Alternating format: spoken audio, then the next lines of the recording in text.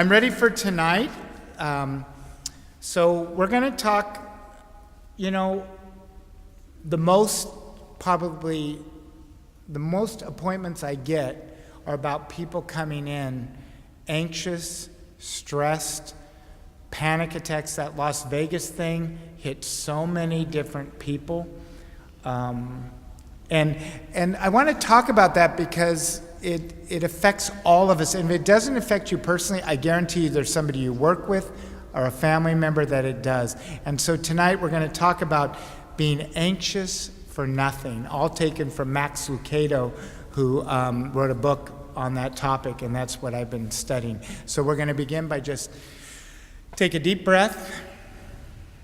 I wake up to the sound of music.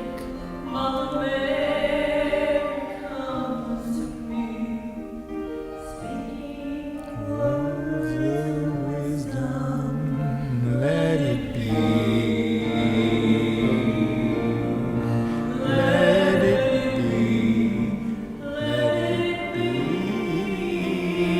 Let it be.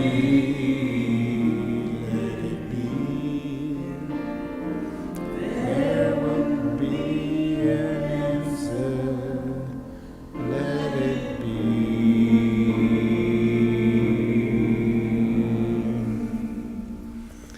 Now that should have taken some of you back to your days. Thank you, Heidi and Marlon.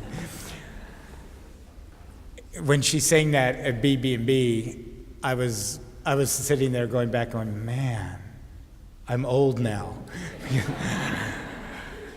In fact, I felt that a lot this past weekend. I had my 40-year class reunion for Bakersfield High School, and we had such a great time of being together and doing that. And I felt good because I still had hair.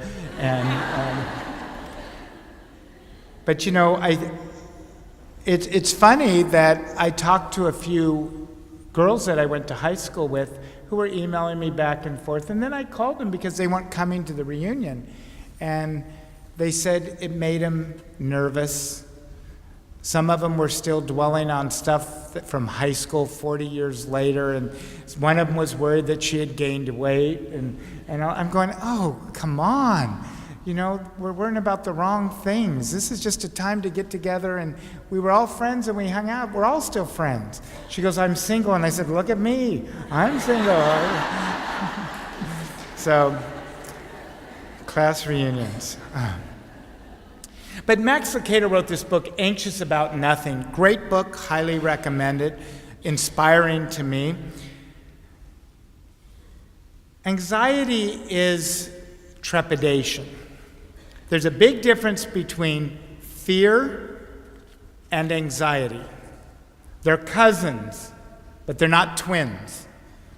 And we need to understand the difference so we can understand how we respond in life. Fear sees a threat, anxiety imagines one. Okay. Fear results in fight or flight. Fear is real, it is happening. Anxiety creates doom and gloom. So what happens in our life is we have to be able to separate those, or guess what? Our imaginary world begins to take over, and anxiety happens. Fear happens. You get in a car accident, it's fear.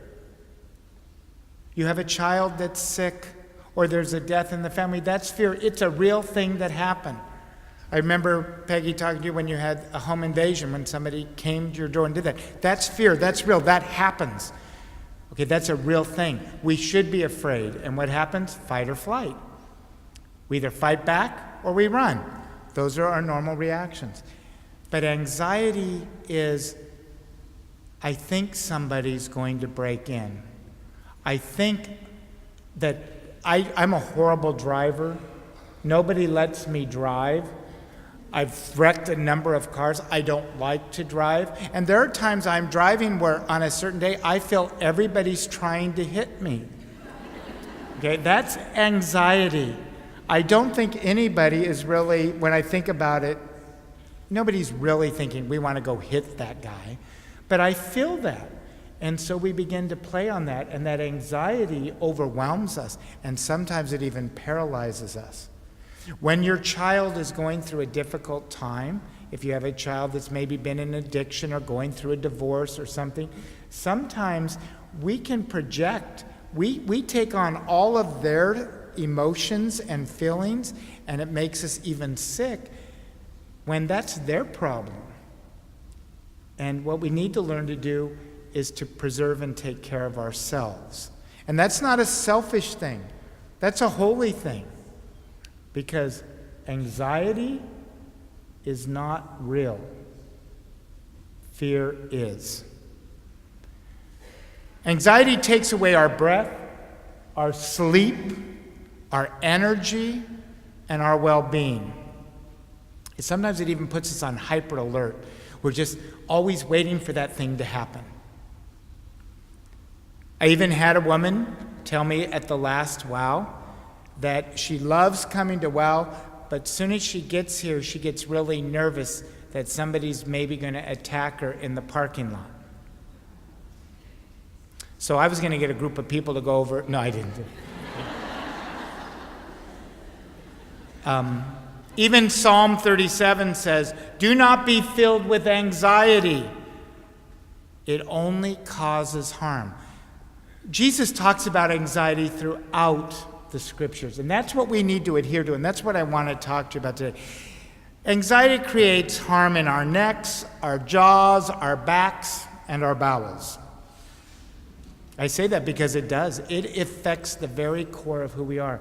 Sometimes when we get attacked, sometimes when somebody says something about us, or, it happens to me quite often, I have to learn about reaction, because I could take something that somebody says and I can create a whole scenario of what's going to happen.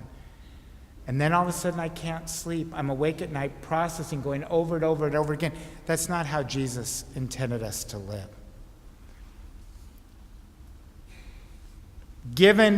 Now these are true statistics that I researched when I did this.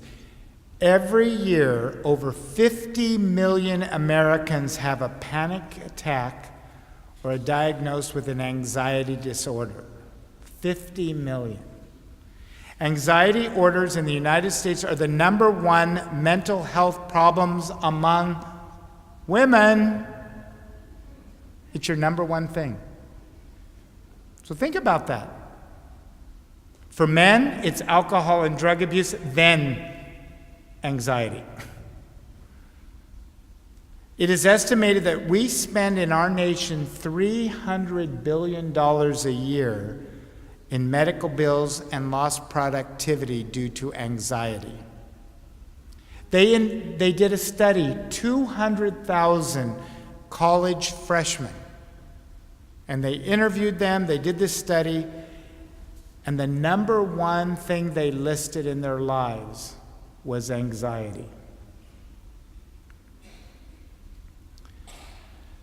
Americans have doubled medications of Xanax and Valium over the last 5 years, according to the Journal of Medical American Association.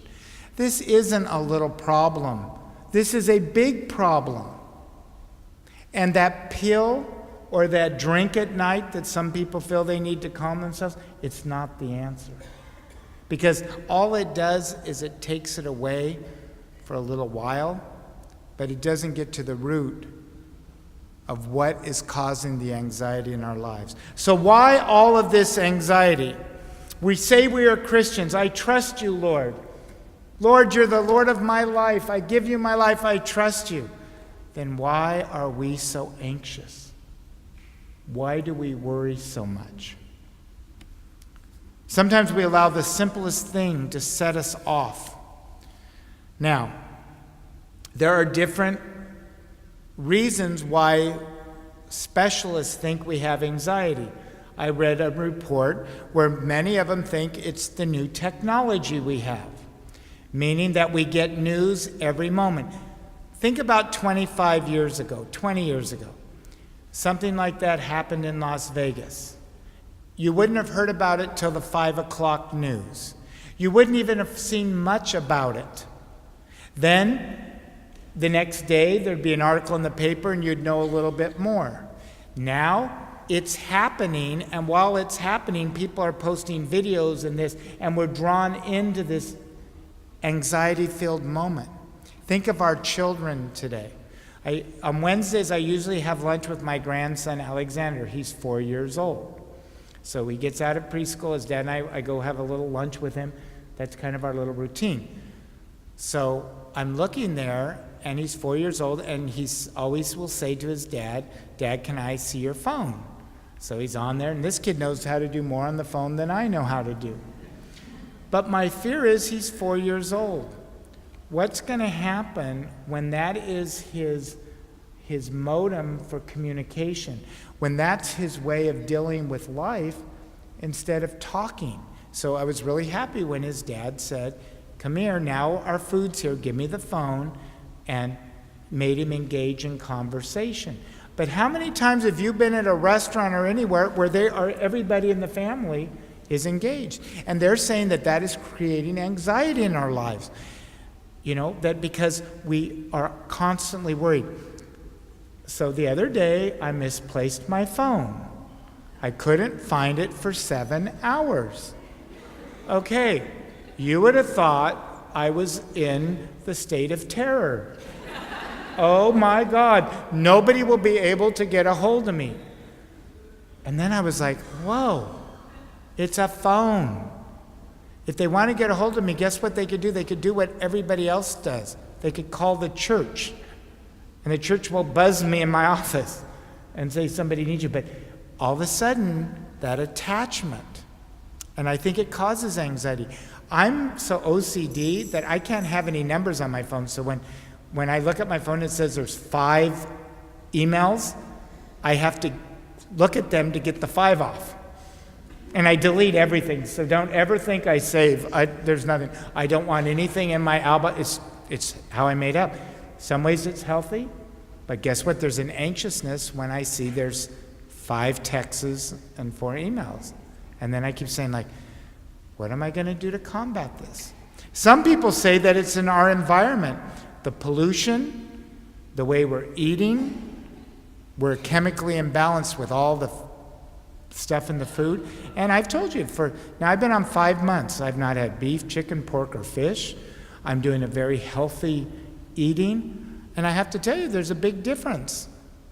I'm sleeping 7 hours a night, not 3. I feel I'm more joyful. I have more energy.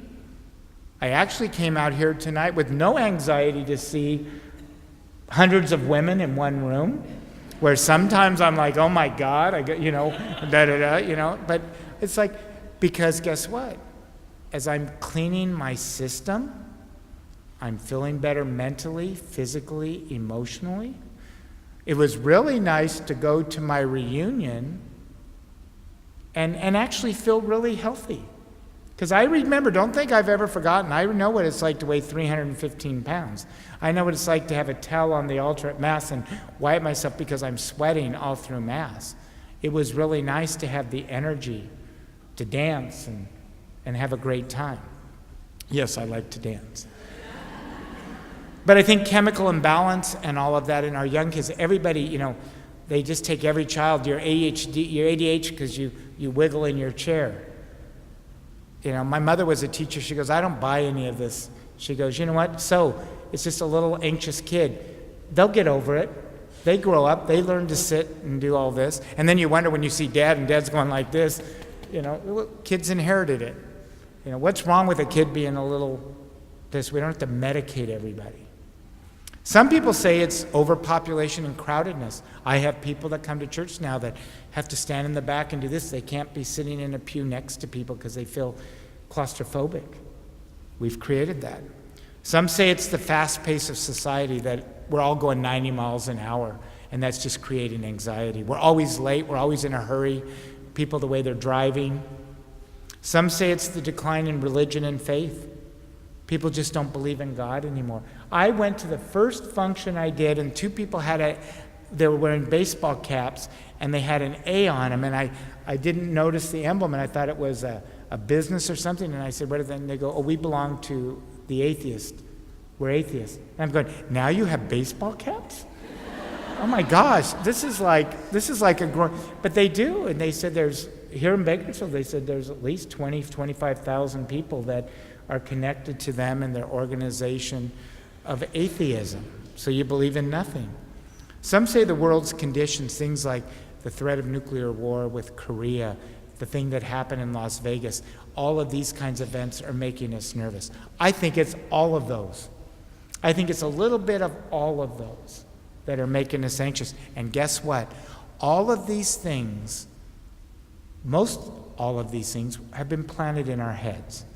When I grew up, you guys go back with me, I'm gonna be 58 in a few days. Go back with me. We roller skated and skateboarded, and we never wore a helmet, and I never ever heard of anybody getting a head injury.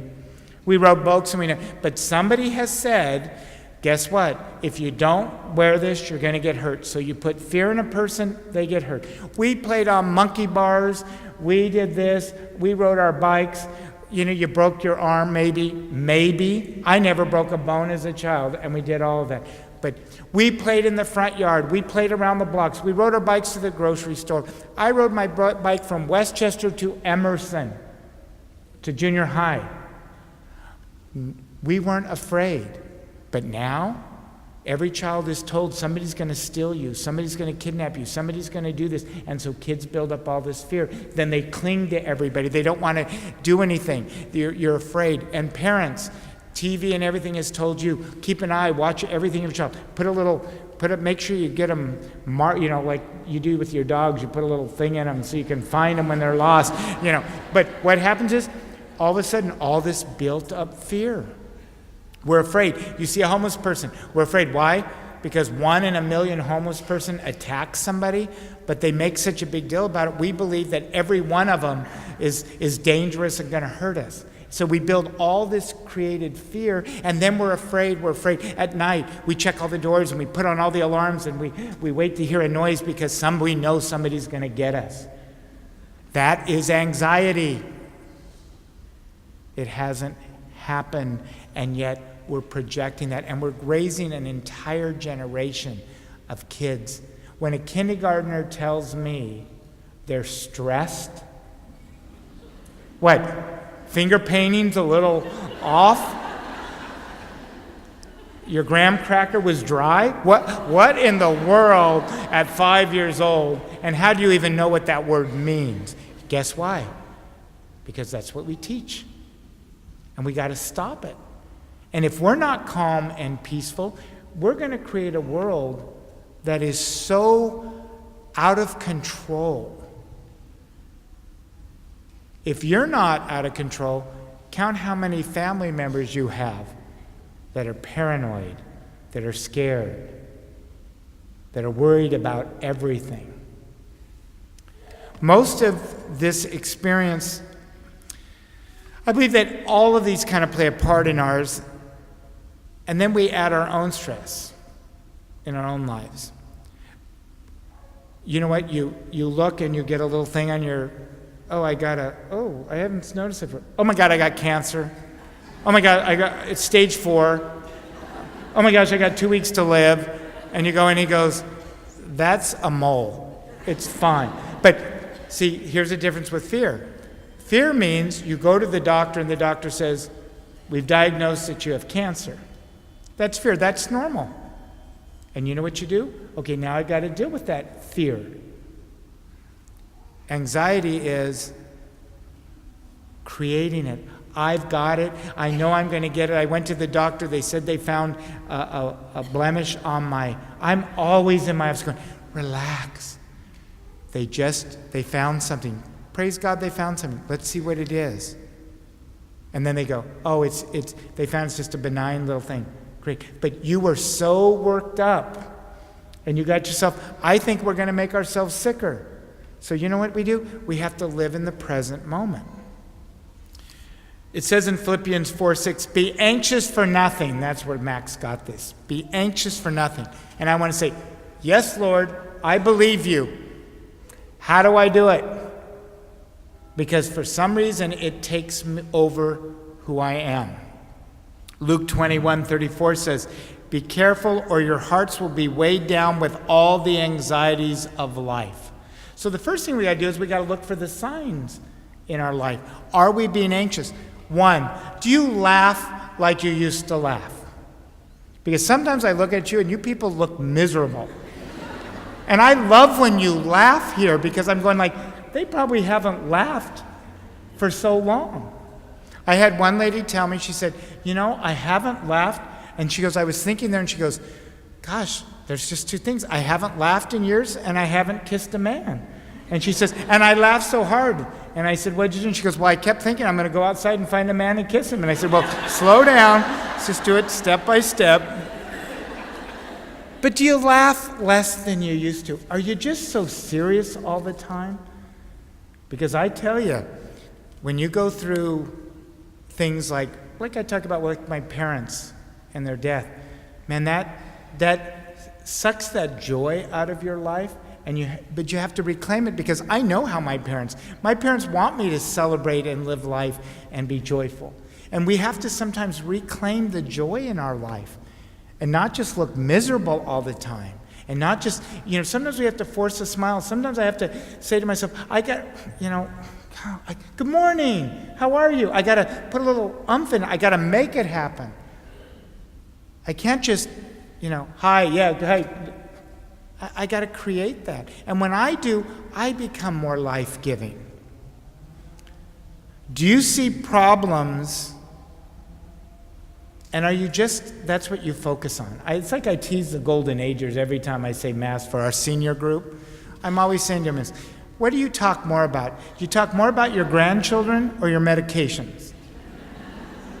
I want to hear about your grandkids. I don't care about your medications. And you shouldn't either. Take them. Take them. Not too many of them. Take them. Would someone say at work or at home, your children, your grandchildren, your boyfriend, your girlfriend, your spouse, would they say that you're negative or critical? Man, if anybody in your life would say you're negative or critical, you need to go inside and say, whoa, I got to work on this. Because you know what? Anxiety is what causes the negativity, and it's what causes us to be critical of others. Do you always assume that something bad is going to happen? No, I can't do that because I know it's going to be failure. I can't take that risk. I can't take that new job. I can't take that promotion. I can't do this because I'm going to fail. I can't confront my child on that because they may not like me. Confront them. They don't like you anyway. Believe me, they're talking about you all the time. So I say to people, why are you holding that in? If you have this run-in with your child, hey, we need to talk. Honesty. It breaks it. And they might be mad at you for a while. 10 years with one of mine. And now I can't get him to stop calling. So I got to find that balance. Sometimes you just don't want to get out of bed. That's a sign. I don't even want to go to work today. I think another sign is, do you pray for the end of the world? Do you pray for the rapture? Now that could be a really big sign that you got a lot of anxiety. Lord, I always say, Lord, please, if it's going to be the end of the world, could you do it on a Friday before the Saturday weddings? Because let me go out and enjoy. Do you magnify the negative and dismiss the positive? Do you take that issue, and I say this to you all the time, and I say it to myself, the issue is this big because our God is this big, and what we need to do is we need to stop making our issues this big and our God this big, because then it sucks the very life out of us. And so you look at yourself and say, wait a minute, I am talking about that issue and that problem too much. And what I need to do is I need to take it to prayer. I need to take it to adoration. I need to discuss it with my spiritual friends that aren't going to just help me just slam it. No, they're going to help me prayerfully move beyond it. And they're going to give me that spiritual guidance. Jesus addressed the issue of anxiety almost more than any other topic in the Bible. You can look up Psalm 23, the Lord's Prayer, John 3:16. I love this, the scriptures. Rejoice in the Lord always. Again, I say rejoice. Rejoice means we have some joy in our life. Let your gentleness be known to all men. The Lord is at hand. Be anxious for nothing, but in everything by prayer and supplication with thanksgiving, let your requests be made known to God. And the peace of God, hear that? The peace of God, which surpasses all understanding, we don't have to understand why, will guard your hearts and your minds through Christ Jesus. We got to memorize these scriptures. We got to take them to heart. Because if you say that over and over again when you're dealing with an issue, think of that. I want you to hear it again. Think of what your biggest issue is right now. Who, what, where, and when. Is it money, a person, family? Is it all of the above? The sign in my office, remember, it says, 3 things cause stress in the world. Family, money, and family with no money. It is so true. Rejoice in the Lord always. Again, I say rejoice. Let your gentleness be known to all people. The Lord is at hand. Be anxious for nothing, but in everything by prayer and supplication with thanksgiving. Let your requests be known to God. He can do something about it. And then the peace of God, which is beyond all of our understanding. We're never going to figure out, we're never going to know why somebody does something to us or what the reason is and all of that. The peace of God, which surpasses all understanding, will guard your hearts and your minds in Christ Jesus. That's what we have to remember tonight. Whatever it is, there's never going to be in your life when everything is going to be beautiful and smooth. That is a lie. If you have children, a spouse, parents, and siblings, and a job, there will never be a time when you will be going, I'm one with the world and God, and life is wonderful, and I'm so full of joy. I'm going to have my coffee now, and all my bills are paid. No. So instead of being filled with anxiety, we live in that present moment in the presence of Jesus. And sometimes we have to physically call to mind and tell our minds to stop because we have trained our minds to worry. We've trained our minds to be filled with anxiety and to be afraid. And we need to call upon God's word. God, I rejoice in you right now. I know this is weird. I don't know what's going on with my daughter. And it's an issue, but I'm giving it to you with prayer and supplication. I'm coming to you. I'm handing it to you. And I thank you, Lord, that you're in my life and your grace. I know you will carry us through this. And then all of a sudden that peace comes on. And it's like, bring it on. Because when we are in that relationship with Jesus, that's what the sacramental life of the church is. That's what going to communion is about. That's what going to confession is about. That's what sitting in adoration or praying the rosary, all of those things. Every morning at 3:30 in the morning, I pray the rosary. Every morning. And I'm not saying that you look at how holy I am.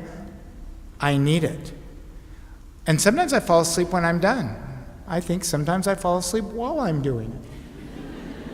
It's okay. But when I pray it, I wake up in the morning and say, I pray this decade, Lord, I lift up to you my brother and my sister, my children, my grandchildren, and I lump them all in one and I go, and I offer that decade. And then I go to the next one, I go, for my school, my church, for my teachers, my staff, and all that. And then I go, okay, for all the sick people that have asked for my prayers and those, and especially that one having surgery tomorrow. And then I go, okay, and for those families right now that are suffering the death of a loved one in this, and then sometimes I'll throw one in for me, help me today to be patient and joyful. I'm going to tell you a secret that I do, and you're going to say, this man needs therapy. I get therapy. I've gone to the same therapist for 28 years. She's not very good. I still have the same issues, but somebody needs to give her some money, so I just go. But I want you to know, honest to God, I will put my hand up and tell you, this is what I do every morning. say the rosary, I jump in the shower at 4 o'clock. I have a glass shower. And when I'm done, I'm neurotic, I have to squeegee the whole thing.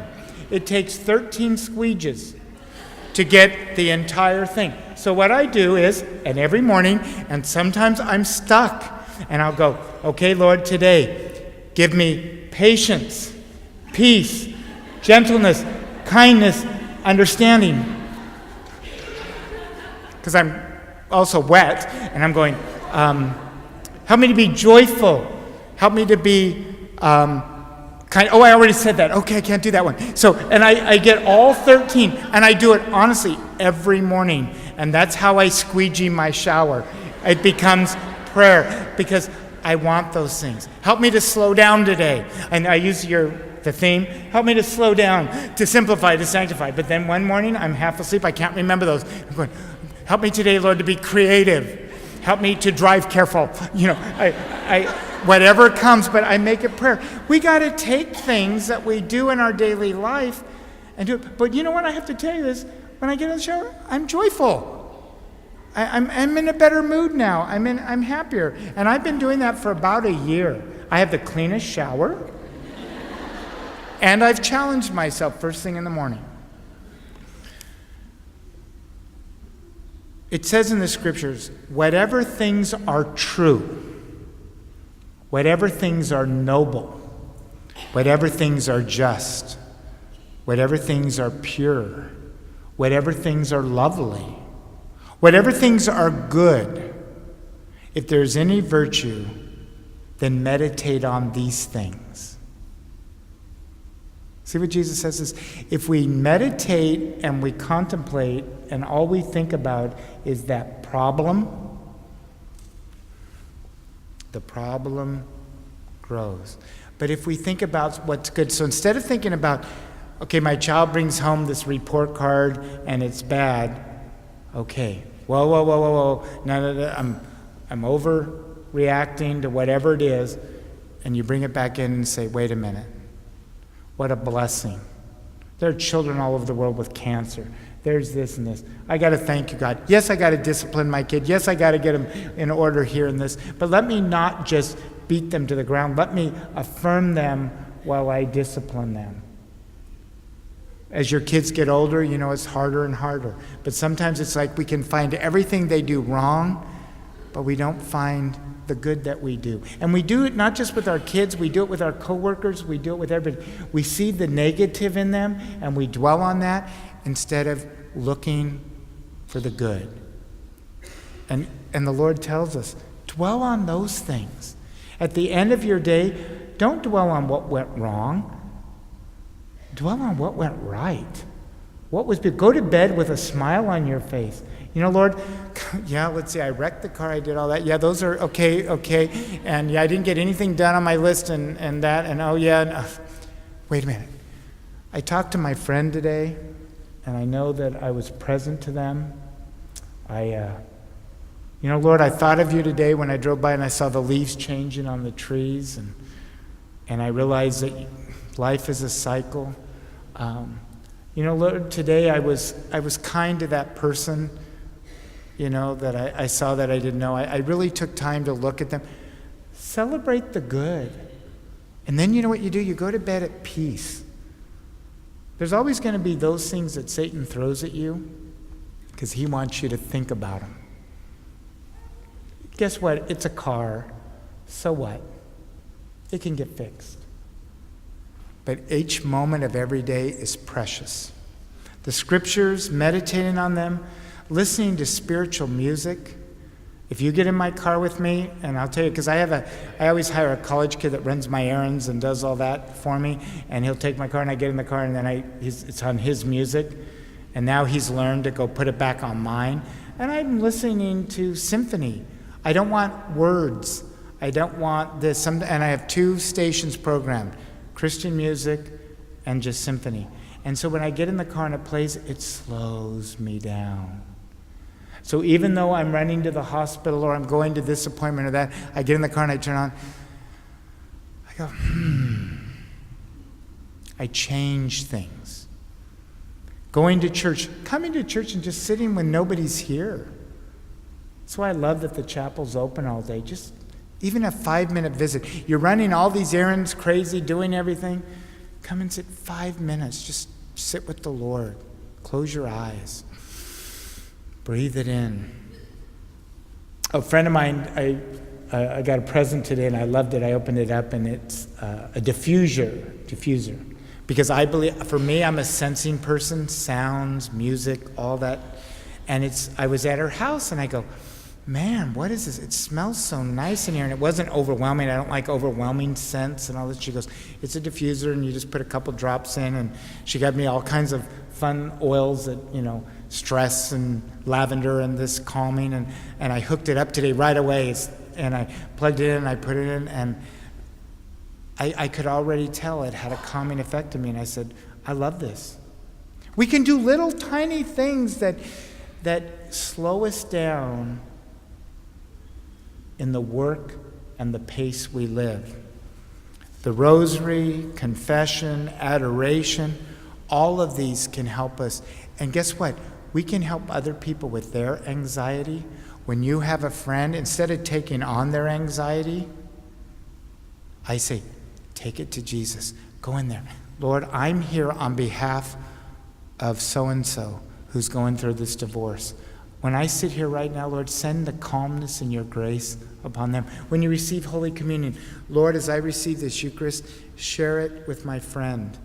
Share it with my son who's an addict. Share it with him. Let the grace go to him. Receive communion. Lord, I'm confessing my sins because the grace of the sacrament, share it with this person that needs it. And guess what? When we're calm and we're peaceful and we're happy, how many of you are teachers or work in schools? Okay, let me tell you, you want to bring it to those children? You have to do it. It's in your tone of your voice, and you know it. You know when you're wound up, and you know when you do this, you can change the whole demeanor of a child. And so we have a responsibility. People that work in schools, man, when you're in a good place, those kids are coming to you and they're messed up and their family lives are messed up and their lives. And when you can bring peace and calmness to them, you're changing the world. When I hear music at church, even just hearing Let It Be, just for a moment, it just calmed you down. It took me back. I can remember that song over and over. I heard some of you singing along with it. It was great. So it's not God's will that you live a life of anxiety. It's not God's will that you worry about what's going to happen in 30 minutes from now. It's God's will that you live right now in this moment in joy and peace. It doesn't mean you're not going to have problems.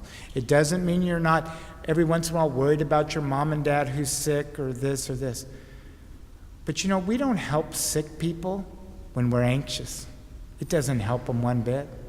What helps them is when we go in confident and loving and we take away their fear. And we just surround them with our love. It's not His will that you face every day with dread. It's not His will that you worry about tomorrow or the next hour. It is His will that you live in the moment and in His presence. And that is our prayer tonight.